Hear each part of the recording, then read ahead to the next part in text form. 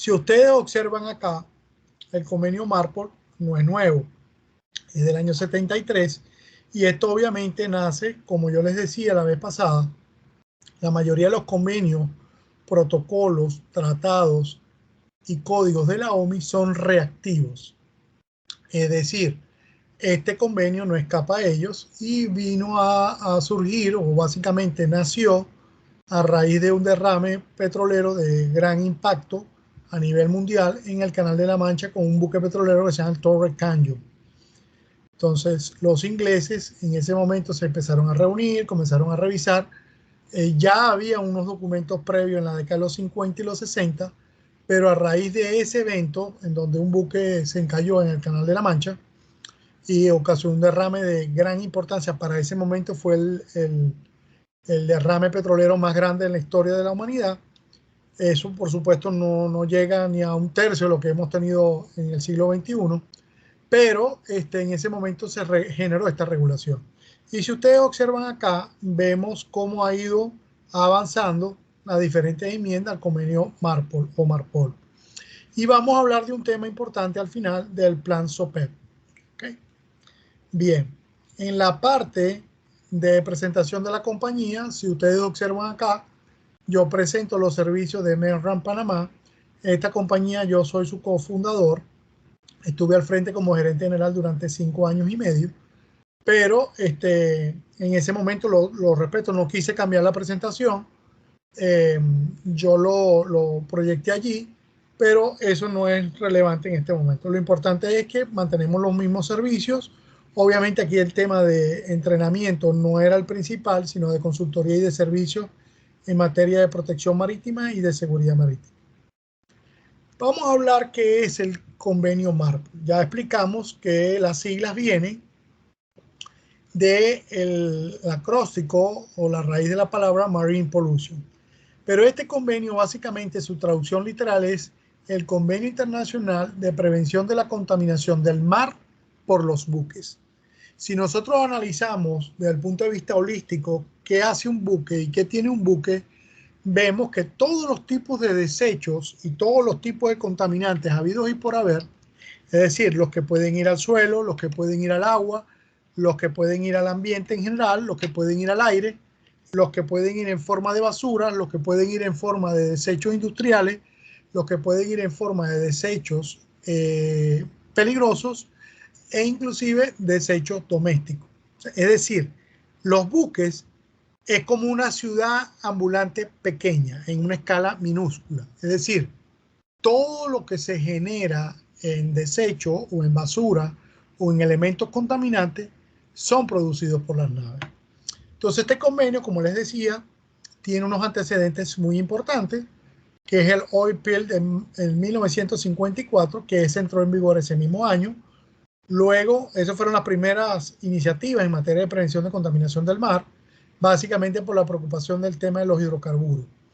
Fue adoptado el 2 de noviembre del 73 el convenio MARPOL, pero hubo muchos problemas con la interpretación y como existían diferentes definiciones y aspectos técnicos y algunas infraestructuras que se tenían que tener tanto a nivel de la nave como a nivel del puerto, entonces no hubo una buena comprensión, de hecho no tuvo una gran acogida y se tuvo que preparar un protocolo. Ese protocolo se hizo en el año 1978.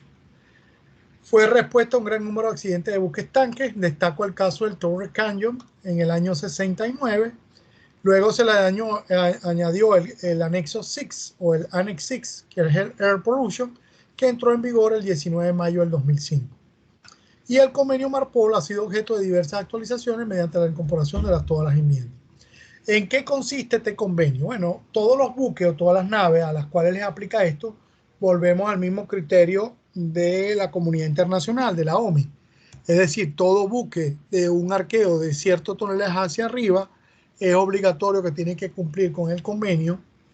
Hay unas excepciones, por supuesto. Hay una parte muy importante en el anexo 1, que lo voy a explicar un poquito más adelante, con relación a la parte medular de hidrocarburos, que es que ahí hay una clasificación o una subclasificación de tipos de buques.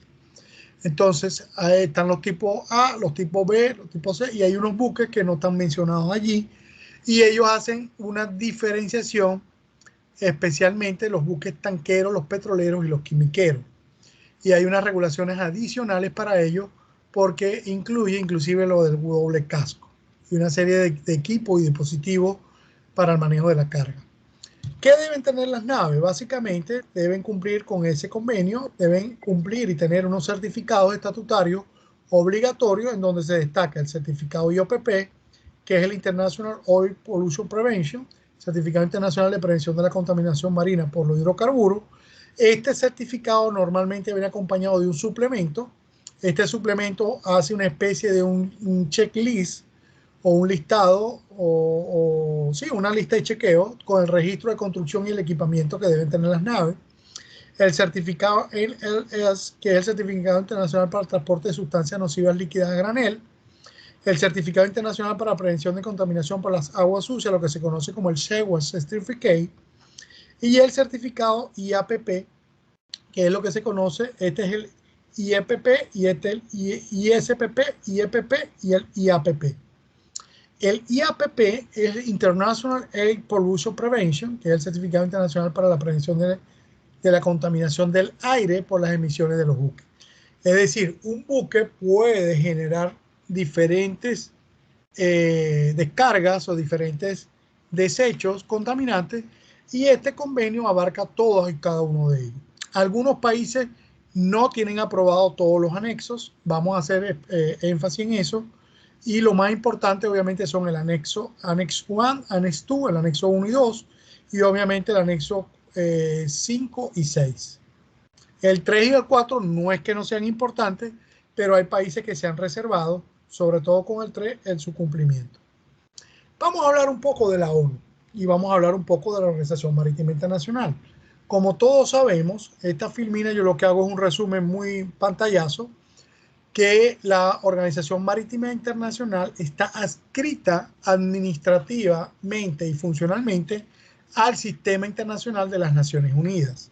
Es decir, la OMI le reporta directamente a la ONU desde el punto de vista administrativo y de hecho funciona en Asamblea General igual como funciona la Asamblea General de las Naciones Unidas, así como funciona la Asamblea General de la FAO, así como funciona la Asamblea General de la OIT, etc. Es decir, el sistema internacional de las Naciones Unidas, como hoy en día la conocemos después de la post-Segunda Guerra Mundial, la OMI es la que lidera y es el ente rector de todo el tema marítimo.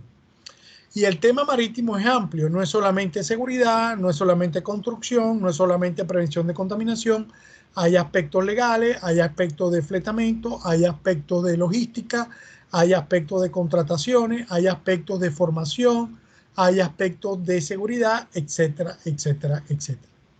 ¿Cómo funciona la OMI? Bueno, la OMI se reúne cada 2 años en Asamblea General de las Naciones Unidas, en este caso de la OMI. Lo componen 176 Estados miembros y 2 Estados asociados. Anteriormente habían varios países que eran como observadores, específicamente habían 10. Algunos de esos 10 ya se han sumado. Este número a veces sube, a veces baja. Y llegó un momento que este número llegó a estar en 186. ¿Ok? El Consejo de la OMI se reúne cada 6 meses, ¿verdad? Y este consejo se reúne cada vez que es convocado por la Asamblea. Este consejo únicamente lo constituye o lo componen 40 Estados miembros que son escogidos por votación, por mayoría, en Asamblea. Y obviamente quien dirige la OMI es su secretario general, en este caso es Captain Link, que es el señor que tiene ya va para 2 años al frente de la OMI y es nombrado por el Consejo, previa aprobación de la Asamblea.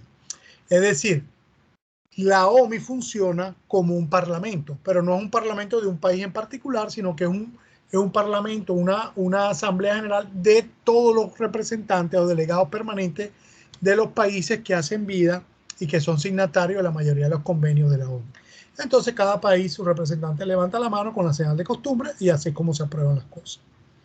Esto como cultura general.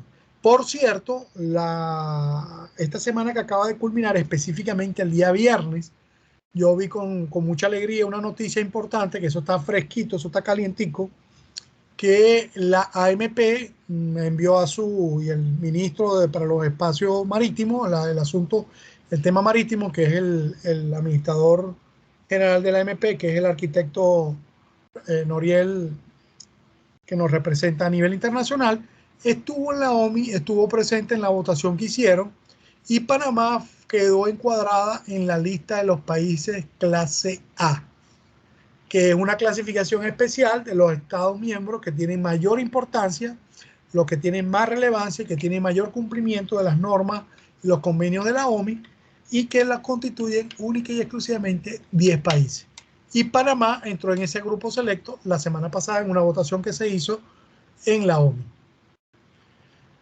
Los comités y subcomités, yo no sé si ustedes recuerdan que yo les comenté en ocasión del código IGS, yo tuve la oportunidad de representar a Venezuela, ya les voy a nombrar en qué comité fue que yo estuve allá, y casualmente hay un comité jurídico del tema referente al tema ambiental, que es el comité jurídico del buque tanque Torre Cambio.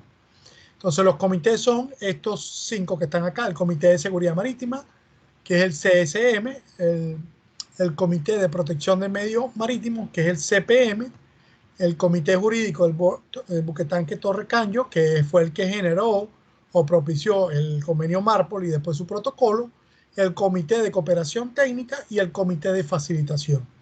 De este comité salió el convenio FAL 65. De este Comité de Cooperación Técnica han salido todas las cooperaciones, todos los códigos y todo el tema de adiestramiento y de cooperación técnica en el tema de STCW y código STCW. Este que lo acabo de mencionar primogénitamente, porque es el tema que nos ocupa, este comité jurídico propició la elaboración del convenio Marpol. El Comité de Protección del Medio Marítimo es el que se encarga de asesorar técnicamente todos los temas técnicos en materia de protección del medio ambiente. Y el Comité de Seguridad Marítima, que obviamente lo compone el SOLAS, los otros convenios técnicos de seguridad y todos los códigos y tratados y protocolos que tienen que ver con la parte de seguridad marítima. Pero también tenemos unos subcomités. De estos comités se desprenden unos subcomités. Por ejemplo, de cooperación técnica se desprende el tema del STCW, disculpen. Tenemos el subcomité de seguridad de la navegación, tenemos el subcomité de radiocomunicaciones, búsqueda y desarmamento, o SAR, tenemos el subcomité de formación y guardia de mar, STCW. En este fue el que yo participé en la reunión número 44 que se desarrolló en el año 2013. El transporte de mercancías peligrosas, carga sólida y contaminada, el DSC, que esto tiene que ver con el convenio SOLE con el IMDG, el proyecto de equipo del buque, el DE, el subcomité de protección contra incendios, FP, que tiene que ver con el anexo 1.2 del convenio SOLAS, el tema de estabilidad, línea de carga y seguridad para los buques pesqueros, esto tiene que ver con el franco a bordo y todo lo de los buques pesqueros, la implementación del estado de abanderamiento, esto lo que tiene que ver con el Port State Control, todo lo que es el abanderamiento, y el transporte de líquido de gases a granel. Entonces, fíjense que la OMI es muy activa. A veces la OMI no hace mucha bulla, pero estos comités y subcomités se están reuniendo permanentemente. Con relación al tema que nos ocupa, ya entrando en materia del convenio Marpol, este convenio constituye un aspecto importante por el desequilibrio ambiental que es producido por todas las impurezas, bien sean sólidas, líquidas o gaseosas, que atentan contra los seres vivos y contra el medio ambiente en general. Fíjense que aquí no nos interesa únicamente la protección de la vida humana, sino que nos interesa la protección de todos los seres vivos que hacemos vida en el planeta. Es decir, todo lo que es antrópico, todo lo que es biótico, todo lo que es vegetal, todo lo que es animal, todo lo que son bacterias, todo lo que son microorganismos, el aire, etcétera, el agua, la tierra y obviamente en este caso específico el espacio por donde se mueven los buques es el mar. Y los espacios del mar se interconectan con lagos y con ríos y con deltas. El protocolo, como ya dije antes, surgió a raíz de que no había una buena interpretación. Se necesitaba que la gente comprendiera técnicamente y de manera más sencilla cómo se iba a instrumentar el convenio. Y entonces en el año 78, es decir, 5 años después, se escribió y se aprobó el protocolo del año 78, el cual absorbió la convención principal y es el instrumento combinado que entró en vigor el 2 de octubre de 1983. Fíjense que tardaron 5 años después porque normalmente el sistema de Naciones Unidas da o 3 o 5 años dependiendo de la complejidad del convenio, y esto tiene que ver mucho con la votación o aprobación de las 2/3 partes de la flota mundial. En el año 97 se adoptó un protocolo para enmendar al convenio y se le añadió un nuevo anexo que es el Annex 6, el cual entró en vigor en el año 2005. Fíjense esto. En el 97 se hizo otro protocolo y no fue sino casi 9, 8 años después, el 19 de mayo, esta fecha yo me la sé de memoria porque ahí estaba yo certificándome como auditor en el año 2005, y el 19 de mayo del 2005 entró en vigor el Annex 6, que es el Air Pollution. Los anexos del convenio MARPOL se actualizan periódicamente mediante enmiendas en respuesta a cuestiones técnicas, a problemas emergentes de contaminación y a los problemas de cambio climático. Es decir, siempre está cambiando. Tenemos un caso emblemático, que es el caso del Exxon Valdez, que ocurrió el 24 de marzo del 89. Ahí está la imagen de ese evento en la bahía de Williamson, y ahí se derramaron 10.8 millones de galones, es decir, 260.000 barriles de crudo o 41.000 metros cúbicos de crude oil. ¿Ok?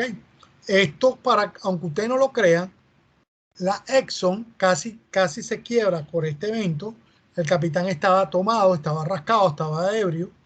Eso inclusive quedó demostrado en la radio y todo, pero cuando le hicieron las pruebas se la hicieron muy tardía y nunca lo pudieron demostrar. El hombre hasta se hizo famoso, escribió un libro, pero bueno, eso es anecdótico. Lo que quiero destacar es lo siguiente. La Exxon le correspondió, y de aquí nació lo que se llama la OPA 90, que es una regulación americana de la sociedad civil, un ente no gubernamental, y que se aplica de manera obligatoria en los Estados Unidos y el Canadá. Cuando esto ocurrió, vuelvo y repito, se estableció la OPA 90 después y se generó toda una demanda contra la empresa que casi quiebra a Exxon. De hecho, Exxon después se fusiona con Mobil y crean la empresa ExxonMobil, y con eso le da un oxígeno financiero y una nueva vista corporativa, y la compañía volvió a restituirse. Pero quiero destacar lo siguiente. El juez que siguió la causa dictaminó que ellos tenían que hacer estudios y limpieza de la bahía de Williamson hasta el 2021, es decir, hasta este año. Esto ocurrió en el 89. Y la demanda dice que tienen que limpiar las piedras de la bahía de Williamson y todo el área costera hasta el año 2021. Ok, el convenio está estructurado y tiene una serie de definiciones. Yo no pretendo que nos las aprendamos de memoria. Esta información yo se la compartí a Diego, se las voy a compartir a todos ustedes. Pero aquí voy a destacar que se define que es un hidrocarburo, que es petróleo en todas sus manifestaciones, que es una mezcla oleosa. Cualquier mezcla que contenga hidrocarburos, es decir, agua contaminada o petrolizada, se consideran aguas oleosas, o agua que tenga aceite o valvulina o cualquier otro derivado de petróleo, también se considera agua oleosa. Combustible líquido, todo hidrocarburo utilizado como combustible para la máquina propulsora. Petrolero es todo aquel buque construido o adaptado para el transporte principalmente de los hidrocarburos a granel en sus espacios de carga. Obviamente estamos hablando a granel líquido. Buque nuevo es un buque construido después de la fecha determinada por el convenio. El convenio, dependiendo de su enmienda, hay unos que hablan del 77, después habla del 83 y después habla de otras fechas allí. ¿Ok? Y que es un buque existente, es el construido antes de la fecha determinada para los buques nuevos. Es decir, hace una clara diferenciación, que es un buque nuevo y que es un buque existente. Dicho en cristiano, todo buque existente son los buques que se hayan construido viejos, anteriores a esta fecha que aparezca en el convenio. Eso va a depender, y esto es muy importante que ustedes lo sepan como maestrantes. Ustedes tienen que documentarse bien y saber bien la fecha en que fue aprobado por Panamá. Porque si el buque de bandera panameña, esta fecha cambia. porque para un país puede ser el 74, para otro país el 77, para otro el 79, para otro el 80, el 81, el 82. Eso va a depender de la fecha en que fue aprobado y el gobierno contratante envió el oficio adheriéndose a ese convenio. ¿Ok? Entonces eso es muy importante. Si el buque es de bandera chipriota, la fecha de pronto no es la misma que la bandera de Panamá. Si el buque es de bandera estadounidense, entonces la fecha de pronto no es la misma. Los anexos, yo los voy a tratar de resumir, como este tema es muy extenso, yo no pretendo, repito, que nos los aprendamos de memoria, esto es un pantallazo, yo no pretendo que nos los aprendamos todos. El convenio MARPOL, la diferencia de los otros convenios de la OMI, que están organizados en capítulos, este está organizado en anexos. Annex 1, Annex 2, Annex 3, Annex 4, Annex 5 y Annex 6. El anexo 1 y el 2, de manera específica el 1, es uno de los más importantes. Todos son importantes, pero esta es la razón de ser el omito y lo más extenso del convenio, porque es el que tiene las reglas para prevenir la contaminación por los hidrocarburos. Ese tuvo una entrada en vigor el 2 de octubre del año 83. El anexo 1 tiene 9 capítulos, tiene un anexo y tiene 3 apéndices. Y tiene tantas reglas que llega hasta la regla 43. Este es el más largo. Tiene inclusive 3 partes. La parte A tiene que ver todo lo concerniente a, digamos, a la parte de seguridad, de reglas prescriptivas técnicas. La parte B, todo lo que es el equipamiento. Y la parte C, todo lo que tiene que ver con los procedimientos para el control de las descargas. Entonces ahí vamos a ver que la regla 37 me habla de un fulano plan SOPEP, que es un plan estratégico. El anexo 2 son todas las reglas para prevenir la contaminación por las sustancias nocivas líquidas transportadas a granel. También entró en vigor el 2 de octubre del 83. Es decir, cuando el convenio entró en vigor, de manera obligatoria, la mayoría aprobaron fue el anexo 1 y el anexo 2. El anexo 3, la mayoría de los países no lo adoptó. En el caso de Venezuela, Venezuela nunca lo firmó, tuvo una reserva con él y de hecho hasta no hace unos pocos años, después del 2000, que fue que lo aprobaron. Pero ellos presentaron una reserva. En el caso de Panamá, Panamá sí lo tiene aprobado todos, pero no los aprobó inmediatamente. Los aprobó creo que en el 94 o en el 95, no recuerdo la fecha exacta. Eso lo podemos verificar luego y me comprometo a averiguárselo y se los confirmo. El anexo 2, volviendo a hacer el review, es prevención de la contaminación por las sustancias nocivas líquidas transportadas a granel. Lo constituyen 8 capítulos y tiene 2 apéndices. El anexo 3 son las reglas para prevenir la contaminación por las sustancias perjudiciales transportadas por mar en bultos, y su entrada en vigor, repito, fue el 1 de julio de 1992. Este anexo es un poco más corto, apenas tiene 5 capítulos y tiene un solo apéndice, que es un modelo de cómo se debe reportar el tema de la estiva. Esto es muy interesante, que mucha gente cree que todo lo de los flejes, la forma de la estiva, la categorización de la estiva, cómo colocar las paletas, cómo colocar los tambores, cómo colocar todas esas cosas, la gente piensa que viene del sector terrestre, ¿verdad? Y resulta que viene del convenio MARPOL. Eso está contenido en el anexo 3, ¿ok? Toda esa parte técnica.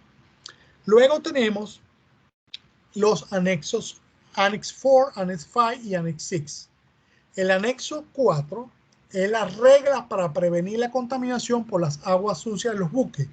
Su entrada en vigor fue el 27 de septiembre del 2003. Eso es lo que se conoce como el International Seawater Certificate. ¿Okay? Las aguas sucias, como se le conoce en el argot internacional, no es solamente las aguas negras, no es solamente las aguas grises. Las aguas sucias tienen un componente amplio, es decir, el buque genera tiene agua potable o produce su propia agua potable, tiene agua de lastre, tiene agua para el sistema contra incendio, tiene agua para el enfriamiento de las máquinas, pero también maneja o genera aguas oleosas de sentina, maneja las aguas grises productos de los lavamanos y los productos de la operación, los trabajos en la cocina y también, y las duchas, por supuesto. Pero también tenemos las aguas negras, es decir, lo que tiene efectos coliformes, todo lo que son las excretas humanas y todo lo que son los contaminantes humanos. Entonces, para ello se requieren plantas de tratamiento y para ello hay unos controles estrictos. Este anexo también tiene varios capítulos, tiene 5, es mucho más corto y tiene un apéndice. El apéndice me establece el modelo de formato del certificado internacional del equipamiento para las aguas sucias. El anexo 5 tiene las reglas para prevenir la contaminación ocasionada por las basuras o los desechos generados por los buques. Ese entró en vigor en el año 88, el 31 de diciembre del 88, año en que yo me gradué en la universidad, y resulta que este anexo es ampliamente conocido porque ahí es donde se establece toda una categorización y la forma de segregar y clasificar los desechos o las basuras de los buques. El convenio MARPOL en el anexo 5 me establece unas distancias donde yo puedo descargar, donde no puedo descargar, qué puedo descargar, qué no puedo descargar. Hay muchas cosas que están prohibidas, por supuesto el petróleo, todo lo que son los plásticos, los derivados de petróleo, etcétera. Pero yo sí puedo descargar, por ejemplo, desechos de la cocina o cabezas de pescado o restos de los alimentos, siempre y cuando lo pase por un triturador o un desmenuzador. Y por supuesto, todas las basuras están categorizadas en 9 categorías. ¿Ok? Y ello requiere varias reglas. Específicamente tiene 7 reglas. Perdón, 7 reglas. Y tiene un apéndice y, perdón, 2 apéndices y un anexo. ¿Por qué hay 2? Porque hay un certificado para el registro de las basuras, hay un libro de registro de basura, lo que se conoce como el Garbage Records Books, y todo eso está especificado allí. El anexo más nuevo, la última enmienda que se le hizo al convenio MARPOL, que entró en vigor el 19 de mayo del año 2005, son las reglas para prevenir la contaminación atmosférica ocasionada por los buques, es decir, el air pollution. El Annex VI es lo que conocemos como el air pollution. Panamá en esto está abanderado, tiene un programa muy interesante a través del Canal de Panamá con la Ruta Verde. Ellos llevan un control de emisiones de gases de efecto invernadero, todo lo que son controles de nitritos, CO2, dióxido de carbono y sulfuros. Entonces, esto es importante porque entonces a las máquinas ahora se le exige una instalación de unos equipos especiales, unos catalizadores, las nuevas máquinas de propulsión y de generación eléctrica ahora están categorizadas en Tier 1, 2, 3 y hay nuevas generaciones que son las 4 y 5 y ahí entra el tema de los combustibles fósiles bajos en niveles de azufre, el low sulfur. Entonces, esto es muy importante que lo sepan ustedes, que lo conozcan, porque este es un tema de mucha actualidad y que de hecho tiene que ver con el cambio climático, tiene que ver con el efecto invernadero, con el efecto del fenómeno del niño y la niña y por supuesto con todo lo del tema de la eficiencia energética. Aquí vemos las definiciones, las repito, las tomé Una consulta. Dígame, adelante. En cuanto al MARPOL 6, MARPOL 6, tenemos limitantes en Panamá debido a que no hay empresas que tengan la licencia y las plantas de tratamiento para hacer la recolección de scrubbers. Entonces, con cierta frecuencia hemos estado recibiendo por parte de solicitudes para MARPOL 6 y no se han podido atender en Panamá. Bueno, excelente pregunta, Diego, y te comento algo. En Panamá, en la Autoridad Marítima de Panamá, hay varias licencias de empresas que están acreditadas para el tema de MARPOL, ¿ok? Pero básicamente manejan Annex 1, Annex 2, Annex 3, muy poca manejan el Annex 4, pero sí las hay. El Annex 5 o el Anexo 5 es el más común, que es las basuras. Y el Annex 6, tal como tú lo dices, efectivamente, sí tenemos una limitante acá, pero tengo entendido que sí hay una empresa que está en Chorrera, que está debidamente acreditada para ese manejo. ¿Ok? ¿Qué pasa? El problema de la Annex es que normalmente las compañías no solamente, o sea, para poderse acreditar en la autoridad marítima de cada país, de alguna manera se tienen que certificar o recertificar con una sociedad de clasificación y directamente con los fabricantes de los motores. Te comento esto es porque ahí entra en juego lo de las categorizaciones de los nuevos propulsores y los nuevos generadores. Las categorías Tier 2, 3 y la nueva generación que son el 4 y 5, que son los equipos inteligentes. Entonces, esos equipos ya tienen incorporados unos dispositivos, unos filtros y unos catalizadores y por supuesto esas maquinarias como son de nueva generación únicamente pueden funcionar o a gas o con petróleo a un, ¿cómo se llama? Un contenido o un porcentaje de contenido de azufre muy bajo, lo que se conoce como low sulfur. ¿Qué sucede allí?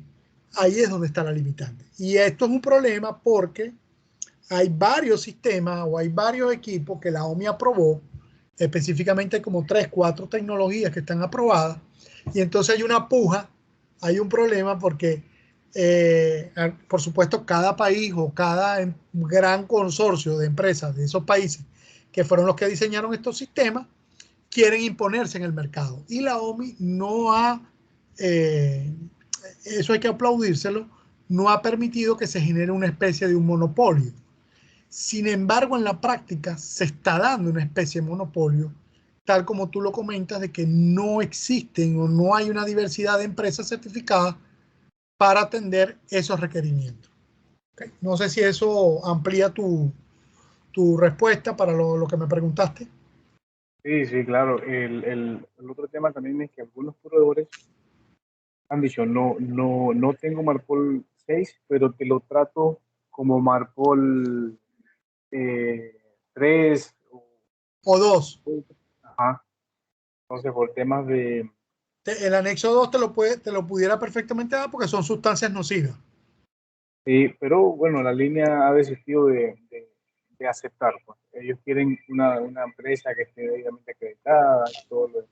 Entonces nos han dado esa alternativa y nos han informado pues que otras líneas sí han aceptado tratarlo como Marpol 2 sin ningún inconveniente. Es correcto. Sí, a todo le buscan la vuelta. Excelente punto, Diego, y muy interesante que lo trajiste a colación, porque es que eso es lo más nuevo que tiene el convenio marco. El tema de la eficiencia energética, el tema del manejo de los combustibles fósiles, la obligación. De hecho, Panamá se adecuó y exigió que todos los buques de bandera panameña tenían que adaptarse a lo que, de hecho, hubo todo un proceso de divulgación en el año 2019. En la UMIC nosotros lo vivimos en carne propia. Inclusive vino gente de la OMI para acá. Hubo un caso muy interesante que lo propició, por cierto, unos colegas profesores de la UMIC con una gente del CENACID que presentaron el proyecto de eficiencia energética junto con la ACP. Eso se llevó a la OMI, inclusive le dieron publicación y divulgación a nivel internacional. Y todo esto está relacionado con el tema de los combustibles bajos en contenido de azufre, porque esos combustibles son mucho más costosos, pero obviamente son más ecoamigables con el ambiente. Ok, estos conceptos lo que aquí hice fue repasarlos. Fíjense que son exactamente lo mismo lo que vimos en lo anterior, la consideración del factor humano en el tema medioambiental. Recuerden ustedes que yo hablé de que tenemos que focalizarnos en el tema de seguridad marítima. Los sistemas de gestión, de acuerdo al código IGS, debe focalizarse en la gestión a bordo del buque, pero también en la gestión en tierra. Pero debemos tener un enfoque de concienciar o concientizar de manera individual, de manera indisoluble a cada individuo, a cada persona. ¿Ok? Y aquí, por supuesto, el tema principal es el convenio Marpol del año 1973 y el protocolo del 78. Ahora yo les voy a tocar este tema, el plan SOPEP. Específicamente está en el capítulo 9, en capítulo 7, perdón, en la regla número 37, en el anexo número 1. Te busca el convenio Marpol, busca la regla 37 y usted se va a conseguir que dice que debe tener un SOPEP, un plan SOPEP. Eso significa Ship on Board Oil Pollution Emergency Plan. Eso es un plan estratégico que debe existir a bordo, que debe estar aprobado por la administración, ¿verdad? Y que ese plan debe estar estructurado de acuerdo a una resolución de la OMI específica que salió del Comité de Seguridad Marítima y de Prevención de la Contaminación, el comité técnico ese que les nombré previamente, en donde me tengo que establecer todo un organigrama, todo un estudio, todos los escenarios y un paso a paso de cómo yo debo responder, prevenir primero el derrame como todo. Esa es la función principal, la prevención. Por eso que es un plan estratégico. Pero en el caso que me ocurriere un derrame o una situación no deseada, un evento no deseado, esas descargas no controladas o ese derrame no deseado, yo lo debo buscar, confinar, controlar y atender de manera inmediata. Y se establecen 3 niveles. Es algo parecido al PBIP, que el PBIP tiene nivel 1, 2 y 3. El SOPE no tiene nivel 1, 2, 3. Tiene un nivel a bordo o un nivel local, un nivel regional, que es donde la compañía pone a disposición todos los recursos en tierra y todos los proveedores para prestarle apoyo a la nave, y tiene un nivel más superior, que es por lo que yo considero que es un plan estratégico, que es el nivel de impacto nacional, que es lo que se conoce como el Plan Nacional de Contingencia por Derrame. Entonces, cada país, cada administración le exige a las empresas que adecúen su plan SOPE. De hecho, cuando tú lo presentas, si no está adecuado en esas tres categorías, no te lo van a aprobar. ¿Ok? Aparte que tiene que cumplir con todo y cada uno de los requisitos que me exige la resolución. Entonces, el plan SOPET, repito, es un plan estratégico que se debe tener a bordo de la nave y que significa Ship on Board Oil Pollution Emergency Plan. Y aquí vienen las siglas SOPET. Ship on Board Oil Pollution Emergency Plan. Pero resulta que Panamá tiene algo muy interesante que lo vamos a ver al final y con eso yo voy a cerrar. El plan SOPET en Panamá tiene una particularidad, que es que el canal de Panamá tiene una exigencia adicional para todas las naves que vayan a hacer tránsito o que te soliciten el tránsito, deben adecuar su plan estratégico SOPEP al reglamento y las exigencias del plan PC SOPEP del canal de Panamá. Es decir, hay un plan SOPEP exigido por el canal de Panamá y se le conoce como el PC SOPEP. Si usted no adecua el plan, no lo tropicaliza y no lo adapta a las regulaciones estrictas de seguridad marítima y de prevención de contaminación y las exigencias propias particulares del canal, la nave sencillamente no va a poder transitar. Y después que usted tenga eso aprobado y transite, eso lo debe estar actualizando constantemente. Me comentaba ahorita Diego al inicio, antes de comenzar formalmente la charla, que casualmente ellos conocen del tema porque en una ocasión un buque fletado, o sea, un buque pues que ellos tuvieron conocimiento, tuvo problema con eso y le pusieron una multa. Ok, las funciones y lo importante de este plan estratégico. Debemos tener toda una organización, una composición y funciones del equipo de prevención y lucha contra la contaminación. Obviamente el capitán es el que lleva el liderazgo, la batuta cantando, ¿verdad? Porque es la máxima autoridad a bordo. El jefe de máquina es el homólogo en nivel gerencial, ¿verdad? Y él es el que va a manejar toda la parte de máquina o ingeniería. Y el capitán va a controlar todo lo que es la nave completa. A nivel de operaciones, los oficiales de cubierta van a estar liderizados por el oficial disciplinario o el chief mate, ¿verdad? Tenemos los oficiales de máquina que prestan apoyo, los bomberos, que normalmente son tripulantes, son marinos que tienen esta función o este rol, y el personal tanto de marino de cubierta o preferente de cubierta y marino de máquina y de cocina, que también se incorporan al plan SOPET. Entonces, en el plan SOPET confluyen o participan todos los tripulantes. Nosotros requerimos un kit o un equipamiento de equipos, dispositivos y herramientas especiales, específicas, que me exige el plan SOPEP. Entre eso están las barreras, las salchichas, los PAP. Tenemos lo que se conoce como el Oil Spill Response Kit. Tenemos todo lo que es la señalización, el uso de guantes, de hule, todo lo que tiene que ver con las mascarillas, todo lo que tiene que ver con las palas plásticas para evitar que no haya chispa, etc. Y por supuesto el material absorbente para recolectar derrame. Aquí tenemos un zafarrancho, un ejercicio donde se está desplegando unas barreras de contención. Y aquí vemos una operación típica de bunkering, que es donde normalmente ocurren las descargas indeseadas. ¿Ok? Con esto, el procedimiento de contaminación lo voy a resumir. Podemos tener una situación de un accidente operacional, o podemos tener un caso de un abordaje, o podemos tener una colisión de un buque con el muelle, o el buque con un objeto fijo.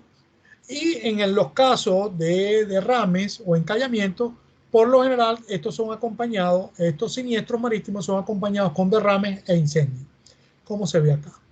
Bueno, lo primero que debemos ver, como vemos este flujograma, el procedimiento en caso de contaminación es evaluar totalmente la situación a la vista de la información que se ha obtenido. Luego considerar las posibles alternativas para poder controlar la situación. Lo primero es controlar y contener esto.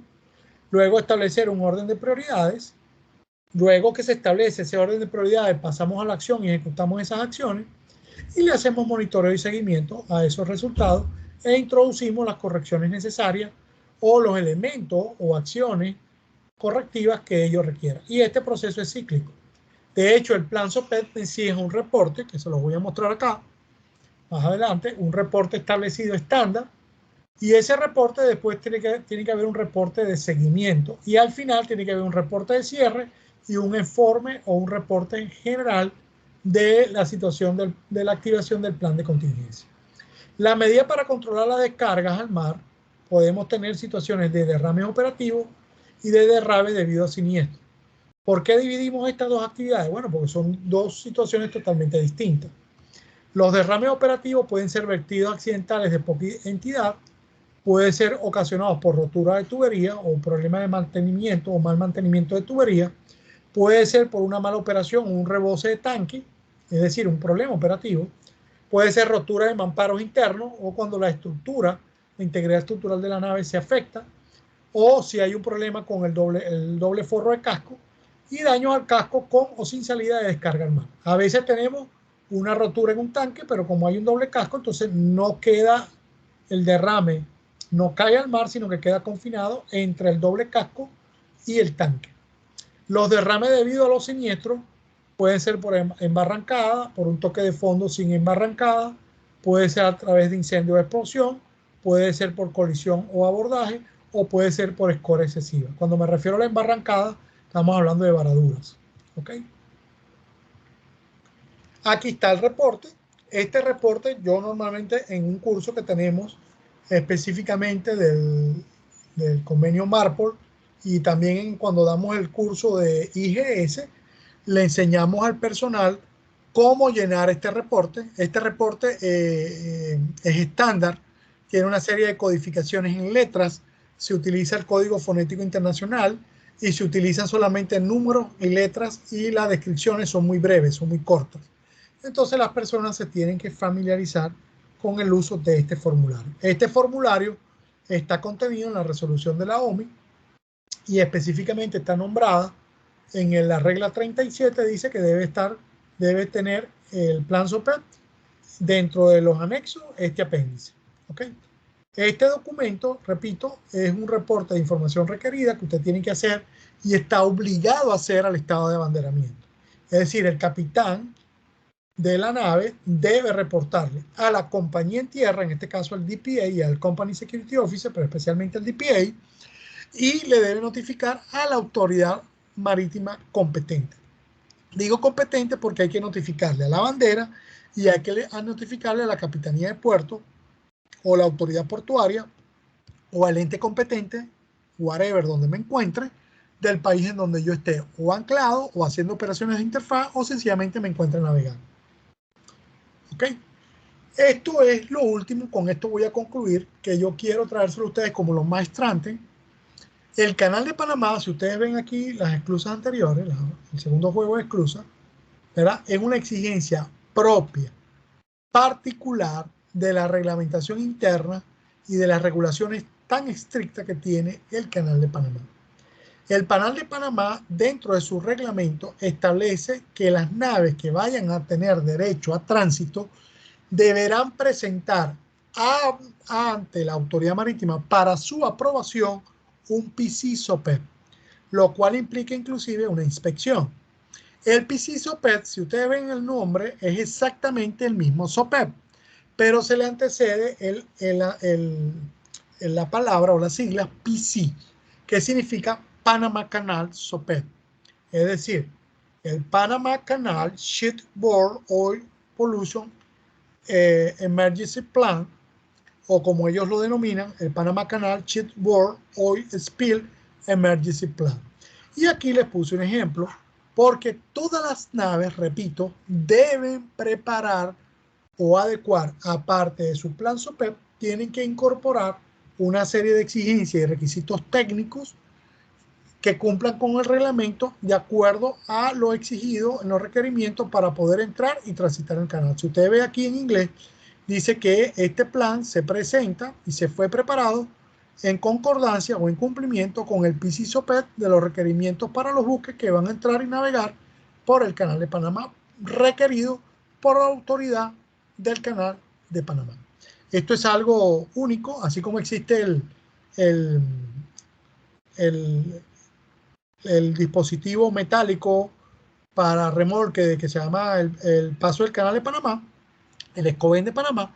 Bueno, el Canal de Panamá tiene su propio PISI-SOPEP. Y repito, esto es una característica sui generis que tenemos como país. Y esto es importante que ustedes como maestrantes sepan que esto existe, que esta inspección hay que hacerla, que hay que redactar. Y no es que hay que hacer el mismo plan SOPEP y presentarlo. No, no es un copy-paste. No, hay que adaptarlo a los requerimientos que tiene el Canal de Panamá. Con esto concluyo, jóvenes. Dentro de las conclusiones que yo tengo en esta conferencia, digo que el transporte marítimo es muy importante y aun cuando los casos de contaminación ambiental en el mar solo representan un 1% de la carga de petróleo que se maneja a nivel global, estos son de alto impacto al medio ambiente, al entorno y a la sociedad en general. Es decir, cuando tenemos un derrame de hidrocarburos, se disparan todas las alarmas, toda la comunidad internacional, las redes sociales, los medios de comunicación, los grupos ambientalistas se ponen en alerta. La finalidad principal del plan SOPEP y de todo plan de contingencia o emergencia es, por tanto, o tan pronto se le produzca un suceso de derrame, se puedan iniciar las operaciones de anticontaminación con los medios adecuados para minimizar los daños causados en el ambiente. Las comunicaciones en la hora de un accidente son imprescindibles para así solventar de esta emergencia lo más pronto posible.